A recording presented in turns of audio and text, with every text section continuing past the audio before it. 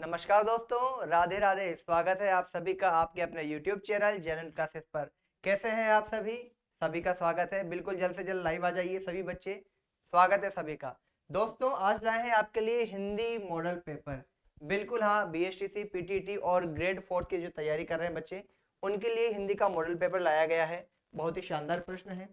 आप सभी बच्चों को विशेष रूप से ध्यान देना है कि लाइव चैट के दौरान अपने आंसर कमेंट में देने हैं। देखते हैं आपके कितने प्रश्न सही होते हैं। तो आइए शुरुआत करते हैं प्रश्न संख्या 1 से। बिल्कुल सभी बच्चों का स्वागत है। बिल्कुल आइए पहले प्रश्न से शुरुआत करते हैं। प्रश्न संख्या 1 आपके स्क्रीन पर है दोस्तों। निम्नलिखित में से कौन सा विकल्प सही नहीं है? वर्ष में एक बार प्रकाशित होने वाला उसे वार्षिक कहते हैं। सप्ताह में एक बार प्रकाशित होने वाला उसे साप्ताहिक कहते हैं। पखवाड़े में एक बार प्रकाशित होने वाला उसे पाक्षिक और माह में एक बार प्रकाशित होने वाला माहिक। तो देखो प्यारे विद्यार्थियों, जो वर्ष में एक बार प्रकाशित होता है उसे वार्षिक कहते हैं, सप्ताह में एक बार होता है उसे साप्ताहिक, पखवाड़े यानी 15 दिन में होता है उसे पाक्षिक, और माह में एक बार जो होता है उसे माहिक नहीं कह के क्या कहा जाता है? मासिक कहा जाता है। क्या कहा जाता है? मासिक कहा जाता है। तो हमारा सही उत्तर क्या होगा प्यारे विद्यार्थियों? इसमें बड़े ध्यान से देखना, ऑप्शन डी जो है वो हमारा सही उत्तर होगा, क्योंकि यहाँ पर माहिक लिखा गया है, जबकि उत्तर क्या होना चाहिए? मासिक होना चाहिए। जिन भी बच्चों का आंसर डी आ रहा है बिल्कुल सही है, बहुत ही अच्छा, बहुत ही शाबाश, शानदार प्यारे विद्यार्थी। बढ़ते हैं अपने अगले प्रश्न की ओर कि सभी लोग खिड़की से बाहर देख रहे हैं। सभी लोग खिड़की से बाहर देख रहे हैं, रेखांकित शब्द है। बताइए, यहां पर एक रेखांकित शब्द दिया गया है खिड़की। यह शब्द क्या है? देशज है, विदेशी है, योग रूढ़ है या तत्सम है? बता दीजिए क्या है यह? सभी लोग खिड़की से बाहर देख रहे हैं, क्या है यह शब्द? क्या देशज है, विदेशी है, योग रूढ़ है या तत्सम है? तो प्यारे विद्यार्थियों, आपके आंसर आ रहे हैं कमेंट पे, और जिनका आंसर ए आ रहा है बिल्कुल सही है, एज द राइट आंसर देशज जो है वह बिल्कुल सही है। बिल्कुल भाई, राधे राधे, सभी का स्वागत है, सभी का स्वागत है, राधे राधे सभी बच्चों को, हार्दिक आभार भाई सभी बच्चों का। देशज जो है वह खिड़की जो है वह देशज शब्द है। ठीक है, बढ़ते हैं अपने अगले प्रश्न संख्या 3 की ओर। प्रश्न संख्या 3 में पूछा गया है, निम्नांकित में से अशुद्ध वर्तनी वाला शब्द है। निम्नांकित में से अशुद्ध वर्तनी वाला शब्द है। चालाक, अंचलिक, साहित्य, विद्यालय या अनुत्तरित प्रश्न। 4 ऑप्शन आते हैं ना आजकल, है ना? तो चालाक, अंचलिक, साहित्य या विद्यालय या अनुत्तरित। तो देखो चालाक जो है वो सही है। अंचलिक की हम बात करते हैं तो अंचल, अंचल प्लस इक से मिलकर के आंचलिक बनता है। और जिन विद्यार्थियों ने जेन्युइन एप्लीकेशन पर हिंदी पढ़ी है और प्रत्यय पढ़े हैं उनको अच्छी तरह पता है कि जब किसी में इक प्रत्यय जोड़ा जाता है तो जो पहला वर्ण है वह दीर्घ हो जाता, उसमें जो मात्रा है, जो स्वर है वह दीर्घ हो जाता है। तो अ क्या हो जाता है? आ हो जाता है। और शुद्ध शब्द क्या बनता है? आंचलिक। क्या बनता है प्यारे विद्यार्थियों? आंचलिक बनता है। तो यहाँ पर लिखा हुआ है अंचलिक, तो ये क्या हो गया? अशुद्ध हो गया। और अशुद्धि हमसे पूछा है, तो B is the right answer, B सही उत्तर होगा प्रश्न संख्या 3 का। प्रश्न संख्या 3 का उत्तर सही क्या होगा आपके प्यारे विद्यार्थियों? बी होगा, क्योंकि बी क्या है? यहाँ पर अशुद्ध वर्तनी वाला शब्द है। बढ़ते हैं प्रश्न संख्या 4 की ओर। प्रश्न संख्या 4 को बड़े ध्यान से पढ़िए। काजल शब्द का तत्सम है। काजल का तत्सम शब्द है। तत्सम किन्हें कहते हैं? वे शब्द जो संस्कृत से उसी रूप में हिंदी में प्रयोग किए गए हैं बिना परिवर्तन किए। और तद्भव वे जो संस्कृत से रूप परिवर्तित करके हिंदी में प्रयोग किए जा रहे हैं वे तद्भव है। तो यहाँ काजल जो है ये क्या हो गया? काजल स्वयं तो कौन सा हो गया? तद्भव शब्द हो गया। क्या हो गया? तद्भव शब्द हो गया। अब पूछ रहा है कि इसका तत्सम शब्द क्या है।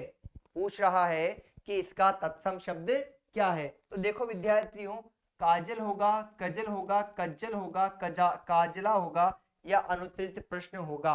बता दिए सी का क्या होगा? बिल्कुल C is the right answer of question number 4, because कज्जल जो है वह तत्सम रूप है किसका? काजल का। किसका रूप है? काजल का। अगर यहाँ जस्ट अपोजिट आ जाता, उल्टा आ जाता कि कज्जल का तद्भव शब्द क्या है, तो वह क्या हो जाता फिर आपके? काचल हो जाता। एक बार फटाफट से राधे राधे बोल दो भाई सभी बच्चे। हाँ चैट में, लाइव चैट में बता दीजिए फटाफट राधे राधे बोल के। वेरी गुड, बहुत ही बढ़िया भाई, बहुत ही बढ़िया। बढ़ते हैं प्रश्न संख्या 5 की ओर। प्रश्न संख्या 5 में क्या पूछा गया है कि मनोबल में कौन सी संधि है भाई। मनोबल शब्द जो है इसमें कौन सी संधि है? व्यंजन है, विसर्ग है, दीर्घ है, स्वर है या अनुत्तरित प्रश्न? बता दीजिए मनोबल में। तो देखो प्यारे विद्यार्थियों, मनोबल जो है इसका अगर हम संधि विच्छेद करते हैं तो मन है प्लस बल बनता है। क्या बनता है? मन है प्लस बल बनता है। और विसर्ग का जो है वह क्या हो जाता है? ओ हो जाता है विसर्ग संधि के नियमानुसार। अब नियम क्या है यह देखने के लिए आप फटाफट से जनरल क्लासेस एप्लीकेशन पर जाइए, कोर्स परचेज कीजिए। बहुत कम मूल्य में ये कोर्स दिया गया है, न के बराबर मूल्य है। और वैसे ही अरविंद सर आपको इतना डिस्काउंट उस पर हमेशा लगभग मिलता ही रहता है। ये पहली एप्लीकेशन है जो इतना डिस्काउंट देती है, तो बिल्कुल इसको परचेज करना ना भूले। और बहुत अच्छा कंटेंट है, जो बच्चे लेते हैं वहाँ पे क्लास और जो लाइव है भी, वे बिल्कुल बता सकते हैं आपको। तो विसर्ग का ओ हो जाता है और विसर्ग आने से कौन सी संधि हो जाएगी? यह बी हो जाएगी, विसर्ग संधि हो जाएगी। तो प्रश्न संख्या 5 का उत्तर क्या होगा प्यारे विद्यार्थियों? आपके बी होगा। क्या होगा? बी होगा। मनोबल में कौन सी संधि है? 5 प्रश्न अब तक हो गए हैं और 5 में से कितने कितने प्रश्न अभी तक बच्चों के सही गए हैं मुझे कमेंट बॉक्स में बता दीजिए फटाफट से सभी बच्चे। प्रश्न संख्या 6, मानव शब्द का विशेषण निम्नलिखित में से क्या बनेगा? भाई प्रश्न संख्या 6 देख लो, मानव शब्द का विशेषण निम्नलिखित में से क्या बनेगा? मानवीकरण होगा, मनुष्य होगा, मानवता होगा, मानवीय होगा या अनुत्तरित? मानव शब्द दिया गया है प्रश्न संख्या 6 में, मानव शब्द दिया गया है और इसका सही क्या होगा बताओ? मानवीकरण, मनुष्य, मानवता या मानवीय? तो देखो आपको बता दूं, मानवता तो भाववाचक है, मानवीकरण विशेषण शब्द नहीं है, मनुष्य नहीं है, मानवीय जो है वह क्या होगा? विशेषण शब्द बनेगा मानव का, है ना? क्योंकि यह तो मानवीय प्रवृत्ति है, मानवीय प्रवृत्ति है। प्रवृत्ति कैसी? मानवीय। विशेषण हो गया कि नहीं? और विशेषता बता रहा है कि नहीं बता रहा? हाँ, बढ़ते हैं प्रश्न संख्या 7 की ओर। डिस्क्रिपेंसी शब्द के लिए हिंदी समानार्थक शब्द क्या होगा? प्रश्न संख्या 7 में देखिए क्या होगा, इसके लिए बता दीजिए मुझे। प्रश्न संख्या 7 फटाफट से कमेंट में आंसर दीजिए और साथ में राधे राधे भी होना चाहिए। फटाफट से बता दीजिए प्रश्न संख्या 7 का आंसर क्या होगा? आप लोग ही बताएंगे क्या होगा। बिल्कुल, डिस्क्रिपेंसी का मतलब होता है विसंगति। बी सही उत्तर है। क्या होता है आपके? विसंगति होता है। बढ़ते हैं प्रश्न संख्या 8 की ओर और प्रश्न संख्या 8 में पूछा गया है निविदा सूचना का उद्देश्य क्या है? निविदा सूचना का उद्देश्य क्या है? सामान की आपूर्ति करवाना है, सामान की नीलामी करवाना है, निर्माण कार्य करवाना है या उक्त सभी कार्य करवाने हैं? क्या होगा? तो बिल्कुल जो निविदा होती है वह सामान की आपूर्ति के लिए भी निकाली जाती है, सामान की नीलामी करने के लिए भी निकाली जाती है, किसी निर्माण कार्य के लिए भी निविदा ही निकाली जाती है। तो विकल्प डी जो है कि उक्त सभी काम, ये इसका सही उत्तर है। बिल्कुल परफेक्ट उत्तर है मेरे प्यारे विद्यार्थियों। बढ़ते हैं प्रश्न संख्या 9 की ओर। प्रश्न संख्या 9 में क्या पूछा गया है कि निम्नलिखित में से कौन सा शब्द संबंधवाचक सर्वनाम है? निम्नलिखित में से कौन सा शब्द संबंधवाचक सर्वनाम है? जो, कुछ, आपका, कौन या अनुत्तरित? तो देखो संबंधवाचक सर्वनाम है ना, तो जो, सो या वो, जिस, जैसी, जैसा, वैसा, है ना, ये सब किस में आते हैं? संबंधवाचक में। तो यहाँ पे जो आ रहा है ना, है ना, जो करेगा वो भरेगा या जो करेगा सो भरेगा, किस में आता है? संबंधवाचक में आता है। तो ए आपका बिल्कुल सही आंसर है। कुछ जो है ये अनिश्चयवाचक हो जाता है। आपका की अगर हम बात करें, आपका की अगर हम बात करें तो आपका किसके अंतर्गत आता है बताइए मुझे, बताइए आपका किसके अंतर्गत आता है? निजवाचक में आएगा क्या? निजवाचक में आएगा क्या? नहीं आएगा, निजवाचक में नहीं आएगा। किस में आएगा? पुरुषवाचक में आएगा। पुरुषवाचक में भी कौन सा होगा? ये आपके अन्य पुरुष के अंतर्गत आएगा। कौन? यह प्रश्नवाचक के अंतर्गत आ जाता है। क्लियर है? बढ़ते हैं प्रश्न संख्या 10 की ओर। न पूरी होने वाली शर्त के लिए उपयोग में लाई जाने वाली सही लोकोक्ति कौन सी है? यानी न पूरी होने वाली शर्त में उपयोग के लिए, ऐसी शर्त जो उपयोग पूरी नहीं हो उसको बताने के लिए, प्रकट करने के लिए कौन सी लोकोक्ति इन चारों में से सही रहेगी? प्रश्न संख्या 10 में बताओ भाई।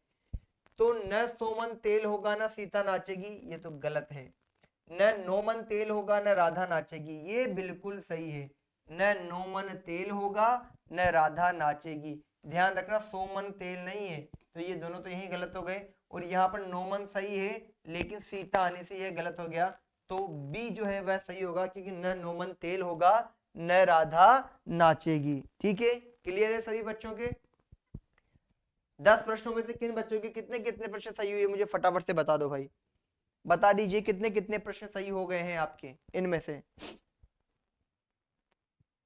बढ़ते हैं प्रश्न संख्या 11 की ओर। उससे पहले बिल्कुल जो आप देख रहे हैं आपके सपनों को पंख देने वाला ऐप आपके सामने आ गया है। बिल्कुल जेन्युइन क्लासेस एप्लीकेशन है, जहां पर चतुर्श्रेणी, जेल प्रहरी, नौकरी बेच, जिसमें पटवार, चतुर, जेल प्रहरी, लेबर असिस्टेंट, सीईटी 2025 की लाइव और रिकॉर्डेड क्लास मात्र 999 में, केवल 999 में दी जा रही है। बात करते हैं अगर ग्रेड 4 की तो 599 है, जेल प्रहरी 599 है, पीटीटी 2025 और बीएसटी से 2025। जिन बच्चों ने अभी तक परचेज नहीं किया है, मैं खुद रिकमेंड कर रहा हूं इस कोर्स के लिए कि परचेज कर लीजिए, आने वाला है एग्जाम आपके, मतलब फॉर्म वगैरह फिल विल होने वाले बहुत जल्दी से।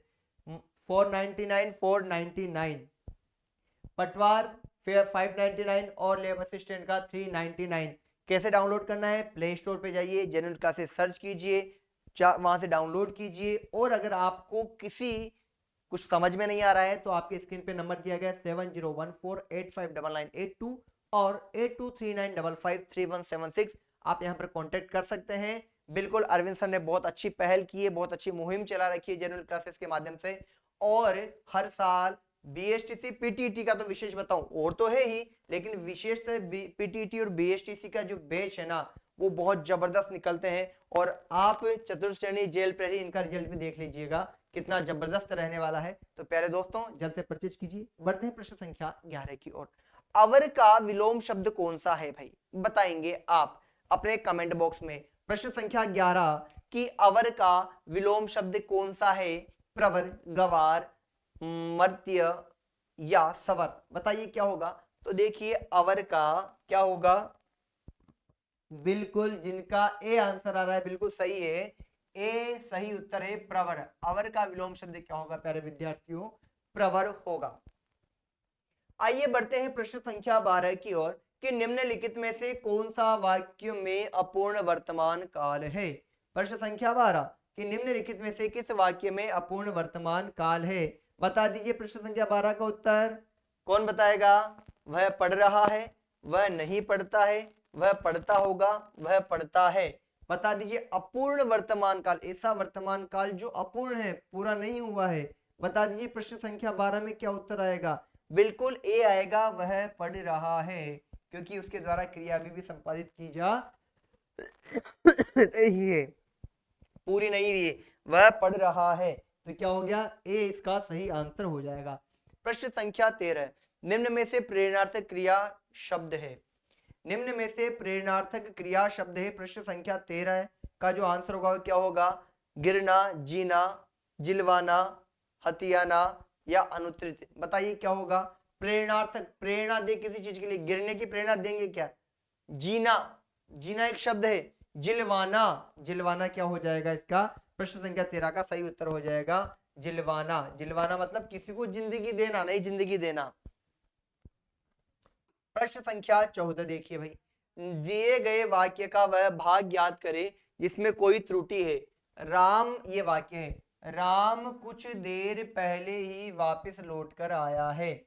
राम कुछ देर पहले ही वापस लौट कर आया है, इसमें अशुद्ध कौन सा है ये आपको प्रश्न संख्या 14 में बताना है। बताओ, राम कुछ देर वापस लौट कर पहले ही आया है या अनुत्तरित प्रश्न? तो देखो राम कुछ देर, ये तो सही है, वापिस लौट कर, वापिस और लौट कर एक ही बात होती है, वह वापिस आया है या लौट कर आया है, एक ही होता है। तो प्रश्न संख्या 14 जो है वह आपके, उसका बी जो है वह आपके बिल्कुल सही उत्तर है। फटाफट कमेंट में राधे राधे बोल दो, ऐसे थोड़ा ना लगते हैं। जय श्री राम बोल दो, जय भोलेनाथ बोल दो, महादेव बोल दो, जय बाबा की बोल दो, जय श्री श्याम बोल दो, कुछ भी बोलो पर बोलते रहो, क्योंकि बोलते रहोगे तो बढ़ते रहोगे, है ना। हाँ, तो प्रश्न नंबर 14 का आंसर क्या है भाई? विकल्प बी। ठीक है, समझ में आया ना। वापस और लौट कर जो है वह क्या है, एक ही अर्थ है।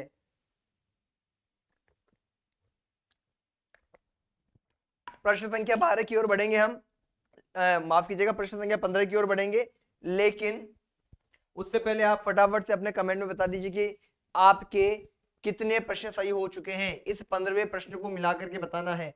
श्वान का अर्थ है, श्वान किसको कहते हैं? बहुत ही आसान सा है, सुअर, बतख, कुत्ता, बगुला या अनुत्रित।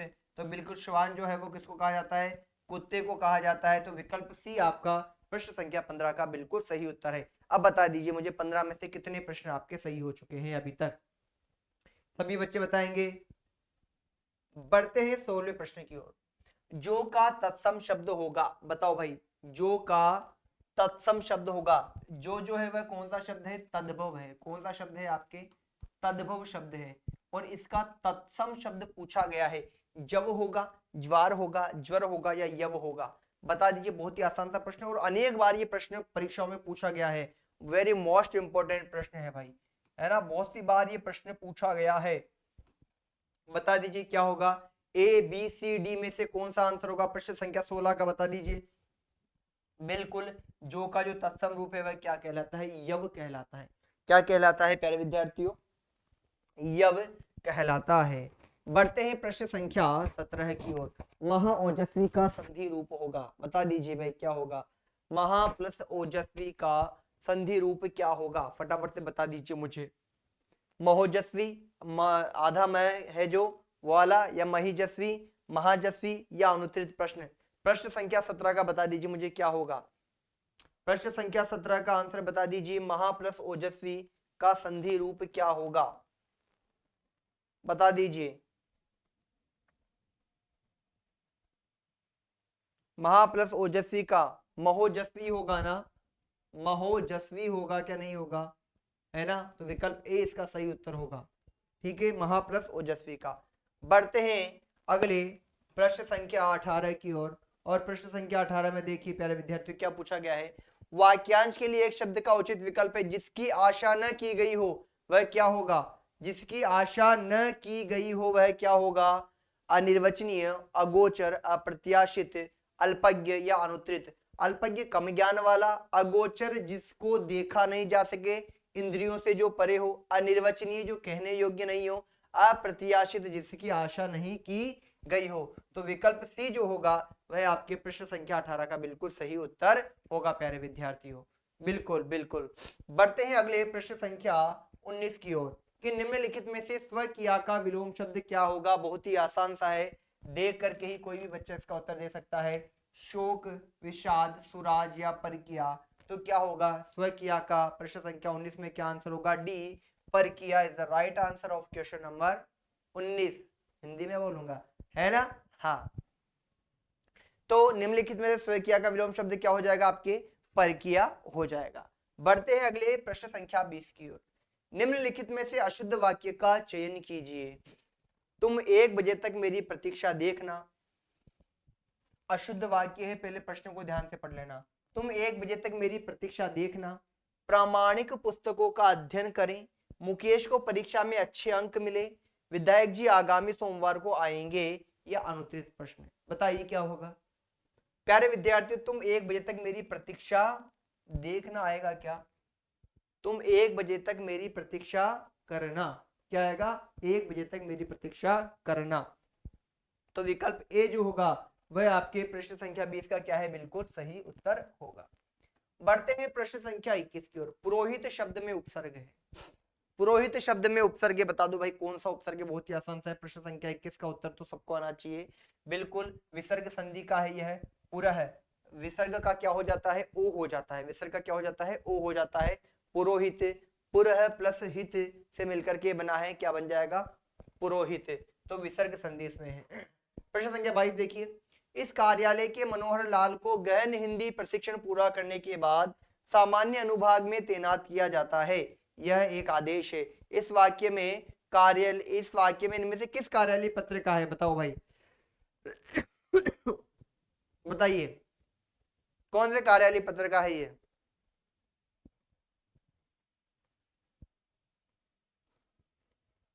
कौन बताएगा? कार्यालय टिप्पणी है, कार्यालय आदेश है, परिपत्र है या संकल्प है? बता दीजिए। प्रश्न संख्या 22 में क्या आएगा? बिल्कुल बी, कार्यालय आदेश, की जैसा कि मैंने कह दिया था ये क्या है? आदेश है। क्या है? आदेश है कि इनको सामान्य अनुभाग में तैनात कर दिया जाएगा। कौन सा आदेश है ये? कार्यालय आदेश है। बढ़ते हैं अगले प्रश्न संख्या 23 की ओर कि कौन सा शब्द साधु का समानार्थी नहीं है, पूछा है, ध्यान रखना। कौन सा शब्द साधु का समानार्थी नहीं है? प्रश्न संख्या 23 को बड़े ध्यान से देखिएगा। नहीं है पूछा है तो सज्जन, याचक, संत या सन्यासी। तो सज्जन साधु को कहते हैं, संत भी कहते हैं, सन्यासी कहते हैं, लेकिन याचक नहीं कहते। याचक तो मांगने वाला होता है, साधु तो देने वाला होता है। तो प्रश्न संख्या 23 जो है वो क्या होगा? बी सही आंसर होगा। बढ़ते हैं प्रश्न संख्या 24 की ओर। हजारों लोगों ने उसे देखा वाक्य में विशेषण है। प्रश्न संख्या 24 बता दो भाई, 24 का आंसर क्या होगा? हजारों लोगों ने उसे देखा, इस वाक्य में विशेषण क्या है? तो लोगों ने देखा, तो लोगों तो संज्ञा हो गई, देखा क्रिया हो गई, हजारों क्या हो गई? लोग है, कितने? हजार, तो ये विशेषण हो गया। तो ये क्या है? वाक्य में विशेषण है। कौन सा? हजारों जो शब्द है ये इस वाक्य में क्या है? आपके विशेषण है। बढ़ते हैं अगले प्रश्न संख्या 25 की ओर कि निम्नलिखित वाक्य का तात्कालिक वर्तमान काल में परिवर्तित रूप विकल्पों में से चुनिए। शाम खाता होगा, इसका तात्कालिक वर्तमान काल चुनना है। प्रश्न संख्या 25 का क्या होगा? तात्कालिक वर्तमान काल। शाम खा रहा है, शायद शाम खाता होगा, शाम खाता हो, शाम ने खाया है, तात्कालिक वर्तमान काल आ गया तो शाम खा रहा है। ए सही उत्तर होगा। प्रश्न संख्या 25 में जो ए है वह क्या होगा? बिल्कुल सही होगा आपके आंसर।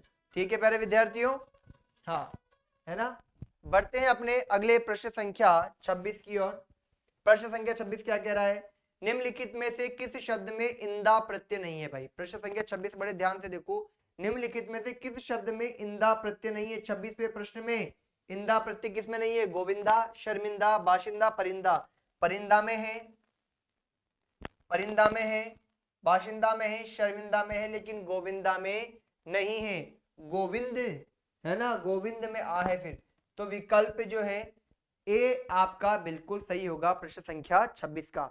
बढ़ते हैं अपने अगले प्रश्न संख्या 27 की ओर और 27वां प्रश्न है कान काटना मुहावरे का सही अर्थ क्या है? कान काटना मुहावरे का सही अर्थ क्या है यह पूछा गया है प्रश्न संख्या 27 में। तो चालाकी में आगे होना, किसी की चुगली करना, आसानी से कहने में आ जाना, झूठ बोलना। तो क्या होगा प्यारे विद्यार्थियों?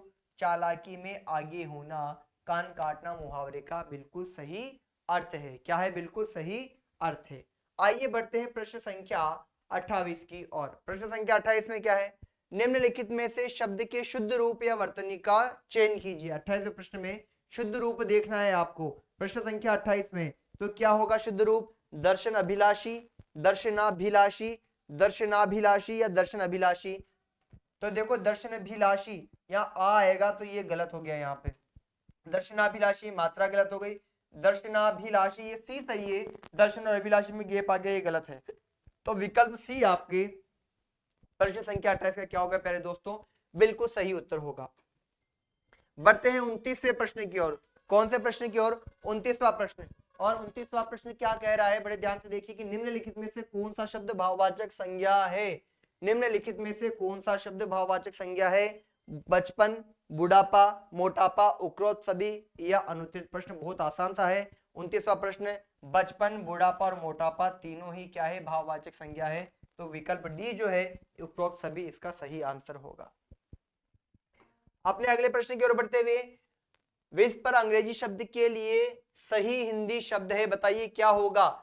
विस्पर का जो सही अंग्रेजी शब्द के लिए हिंदी शब्द है वह क्या होगा? प्रश्न संख्या 30 में बता दीजिए क्या होगा, क्या किसको कहते हैं बता दीजिए। तो कानाफूसी करना, विकल्प सी जो है इसका प्रश्न संख्या 30 का बिल्कुल सही उत्तर है। तो प्यारे विद्यार्थियों 30 प्रश्न आज की क्लास में हमने किए हैं, बहुत धुआंधार किए हैं और आपने बराबर का साथ दिया है। कितने प्रश्न सही रहे कमेंट बॉक्स में फटाफट से बता दीजिए ताकि हम अपनी अगली कक्षा में मिलते हैं। लगातार बने रहिए जेएनएन क्लासेस यूट्यूब चैनल के साथ। मैं आशुतोष शर्मा फिर एक बार आपसे जल्दी ही मिलूंगा, तब तक के लिए राधे राधे, धन्यवाद।